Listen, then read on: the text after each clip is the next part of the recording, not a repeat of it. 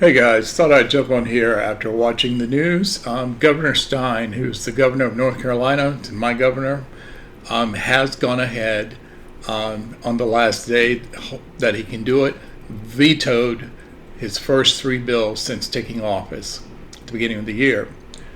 Two of the bills have to do with immigration, and the other one, which is the most ridiculous gun bill, even though other states have it, dropping the age from 21 to 18 and no permit, and allowing anyone 18 or older to conceal and carry with no permit or training or anything like that.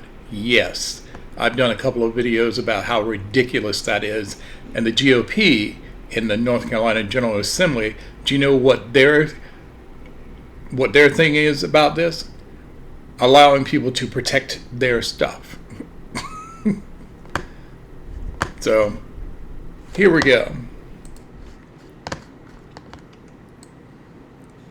So the first bill, just like I said, gun bill would let 18-year-olds carry concealed handguns.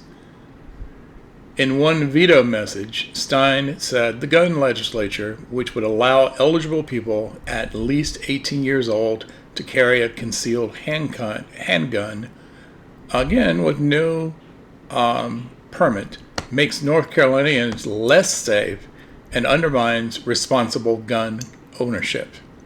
Democratic lawmakers argued the same during legislative debate. Current law requires a concealed weapons holder to be at least 21 to obtain a permit. The person must submit an application to the local sheriff, pass a firearms safety training course, and cannot, quote, suffer from a physical or mental infirmity that prevents the safe handling of a handgun, unquote, to obtain the permit. No safety training would be required if getting a permit is no longer necessary. Authorizing teenagers to carry a concealed weapon with no training whatsoever is dangerous. Governor Stein gets it. Why doesn't the GOP, the Republicans, apparently they don't get that either. Gun control groups praise the veto. Conservative advocates for the bill say removing the permit requirement would strengthen the safety of law-abiding citizens. Really? Really? Strengthen them because they don't want it? They don't have to pay the fee for the permit? Get out of here. Law-abiding North Carolinians shouldn't have to jump through hoops to effectively exercise their Second Amendment rights, Senate Leader Phil Berger said in a press release criticizing the veto and planning for an override vote in his chamber. Permitless carry is already lawful in 29 states. According to the National Conference of State Legislators, North Carolina would also be one of the last states in the Southeast to implement that legislature. The other bills, like I said, are immigration. One vetoed immigration bill would require 4 state law enforcement agencies to officially participate in the 287G program, which trains officers to interrogate defendants and determine their immigration status. The other,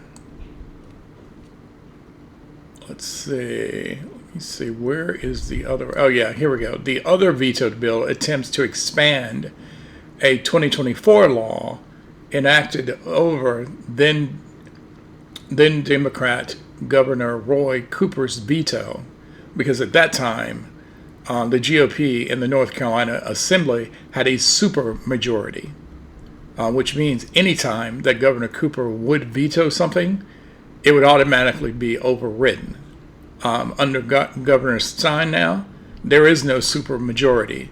They have to get at least one Democrat to jump over the aisle. And there were Republicans who voted against that gun bill, and some of them are talking about this immigration bills as well, that directed jails to hold temporarily certain defendants whom ICE believe are in the country illegally, allowing time for the immigration agencies to pick them up. Are they doing that now? No, they're not. They're not.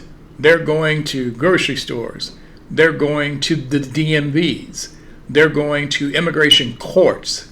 They're going to schools, churches. They're actually taking people out of their cars in line to pick up or drop their kids. Google it. Google it. You'll see it in North Carolina and other states. And apparently, they tried to go to the Dodgers Stadium for the same thing. Again. And then there was an announcement today here in Charlotte that ICE had to say, we will not be at the FIFA games that will start here in Charlotte on Sunday. Again, like I always say,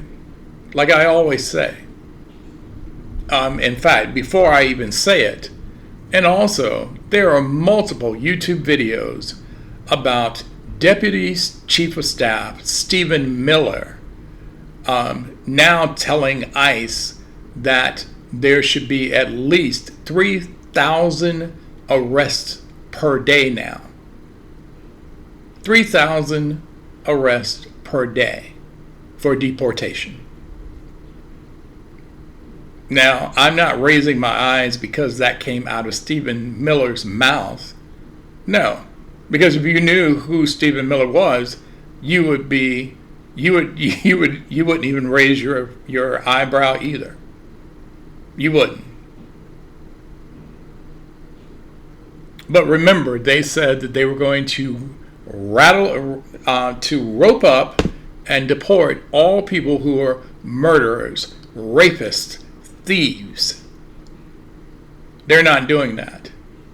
Now, in the interest of transparency, and I said this in another video, granted, if you cross the borders based on U.S. law and you are not immigrating legally to get a green card, a visa, or anything like that, based on law, yes, that is unlawful. You've broken the law. Yes, you've broken the law. Now, here's the thing. That is a law. But did they do anything to Elon Musk or his brother? Because they came here. Elon even said it himself on X. They came here on a student visa. He quit school and started creating his tech journey and was here in this country unlawfully. Melania Trump's parents were here unlawfully. They had to expedite Melania's citizenship and expedite her parents' citizenship before Trump's first inauguration. You don't have to believe me. Google it. Google it. But yet, they can't find all the murders, the rapists, the serial thieves and everything. They can't. And remember, it's all the Mexicans. And of course, they're eating the dogs and the cats. So they are looking for the Nigerians who were here lawfully. And he revoked that so that he could deport them.